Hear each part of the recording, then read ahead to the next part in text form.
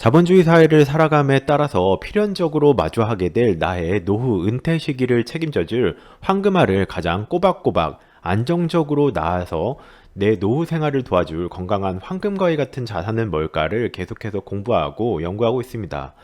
배당금의 변화부터 살펴보면 21년도 배당금은 8,000원이 지급되었던 것이 22년도에는 5,000원이 지급이 되면서 오히려 3,000원이 감소한 모습이었습니다. SK그룹은 반기 배당 지급 정책을 펼치고 있어서 상반기에 1,500원을 지급을 하고 하반기에 3,500원을 지급하면서 총 5,000원의 배당금을 지급하였습니다.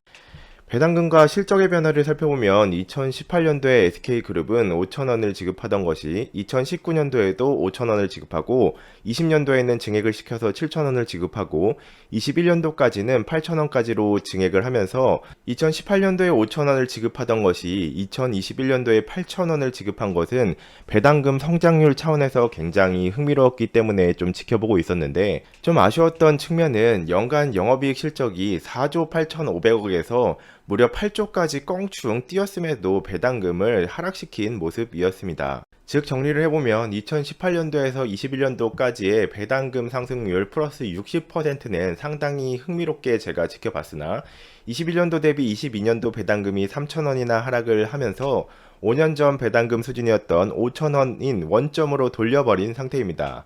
영업이익이 저 정도로 좋았는데 다소 아쉬운 부분이었습니다. 재무제표 기준 매출액은 전년 대비 38% 증가하였고 영업이익은 무려 66% 증가했으나 당기순이익은 27% 감소한 모습이었습니다. SK그룹은 사실 전통적인 배당주는 아닙니다. 다만 배당 성장률 차원에서 21년도까지 매우 높은 성장률을 보였고 수많은 대표적인 기업들을 거느리고 있는데 주가가 워낙 많이 빠져서 살펴보게 되었고, 아마도 최근 분기 실적들의 연속 하락을 원인으로 배당금과 주가가 많이 하락시킨 케이스 같습니다. 저는 전통적인 고배당주들도 굉장히 좋아하고 포트폴리오 상에서 높은 비중을 차지하고 있지만 다양한 산업군들을 지속적으로 살펴보며 이런 대상들을 이것저것 살펴보다 보면 간혹 매력적인 투자 인사이트를 발견하는 경우들이 꽤 있고, 실제로도 저는 배당주를 투자만 하고 있는 것이 아니라 포트폴리오 관점에서 안전자산 및 현금 그리고 퀀트 투자, 기술주, 지수 투자도 병행을 하고 있는 편이라서 흥미가 생기는 대상들을 주기적으로 살펴보고 있습니다.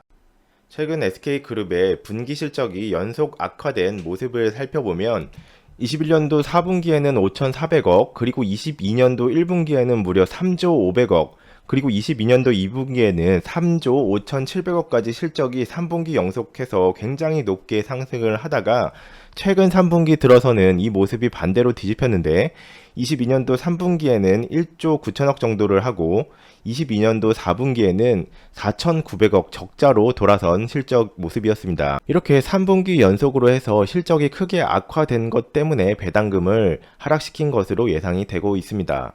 SK그룹을 살펴보면 전부 다 나열하기 어려울 정도로 수많은 기업들을 거느린 대그룹입니다. 다만 인수기업들의 적자가 늘고 있는 상태라는 기사들이 최근에는 많이 나오고 있죠.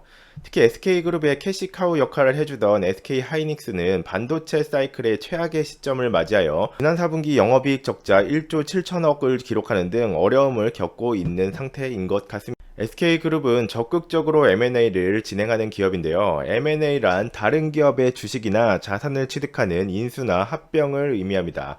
구체적인 이력들을 살펴보면 2012년도에는 SK하이닉스를 3조 4,200억에 인수, 2018년도에는 베트남의 마산그룹 지분의 9.5%를 5,300억 원에 인수하고 19년도에는 베트남 빈그룹의 지분을 또다시 6.1%를 1조 1,800억 원에 인수합니다. 2018년도에는 키옥시아에 4조 원을 투자하고 2020년도에는 좀 거대한 투자가 일어나서 인텔 랜드 사업을 무려 10조 3천억 원에 인수를 하게 되죠. 그리고 21년도에는 미국 플러그 파워의 지분 약 10%를 1조 6천억 원에 인수하고 이번엔 부천 신도시에 차세대 배터리와 반도체 소재, 탄소 저감 등 친환경 기술 개발 분야 연구 개발 단지 조성을 위해서 무려 또다시 1조 원 이상을 투자한다는 소식이 전해지고 있습니다. SK그룹의 많은 기업들 중에서 제가 관심있게 살펴보고 있는 기업들은 SK하이닉스와 SK텔레콤인데 두 기업 모두 얼마 전까지 안정적인 캐시카우 역할을 톡톡히 해주던 녀석들이나 상대적으로 기회비용과 변동성이 낮아서 거북이 같아 보여서 관심을 갖지 못한 SK텔레콤과 기술 경쟁이 굉장히 치열하지만 얼마 전까지는 엄청난 반도체 수요난을 겪으면서 막대한 실적 상승을 안겨줬던 SK하이닉스는 아주 아마 예쁜 기업이었을 겁니다. 하지만 늘 그렇듯 높은 기회 비용과 기회에는 비례하는 리스크와 난이도가 수반되는 것 같으며 사업주 오너 입장에서도 지금 고민이 굉장히 많은 시기일 것이라고 생각됩니다. 이 중에서 특히 SK하이닉스는 대표적인 기술주로 매우 높은 변동성과 사이클이 존재하는 특성과 함께 세 번째로 TSMC 등 막강한 기술력 경쟁 기업들이 존재를 하고 있습니다. 아주 치열한 전쟁터인데 SK하이닉스는 지난 2020년에 인텔이 매물로 내놓은 낸드 플래시 반도체 사업 부문을 무려 88억 4,400만 달러라는 돈을 주고 인수를 했는데 환율 상승까지 감안하면 무려 11조 원 수준의 투자였습니다. 1,000만원 투자 시에 배당금을 계산해보면 배당 투자 시 1차적 목적지 정도가 되는 금액인 것 같습니다. 주가는 4월 6일 기준으로 해서 16만 8,800원 기준으로 계산을 하면 약 59주의 지분을 획득할 수 있고 주당 배당금은 5,000원이었기 때문에 이를 대입하여 계산하면 세전 수익률로는 29만원 2.9%이며 세후 수익률로는 25만원 2.5%의 배당금을 수령하실 수 있습니다. 1억 기준으로 계산을 해보면 경쟁 자산들과 비교할 때 가장 체감이 되는 금액 정도인 것 같습니다.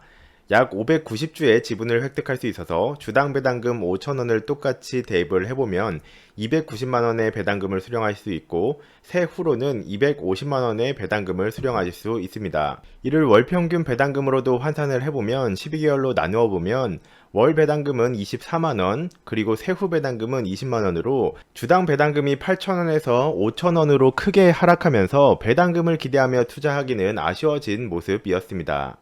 주가는 5년간 25만원에서 30만원대 정도에서 굉장히 많이 하락한 모습입니다.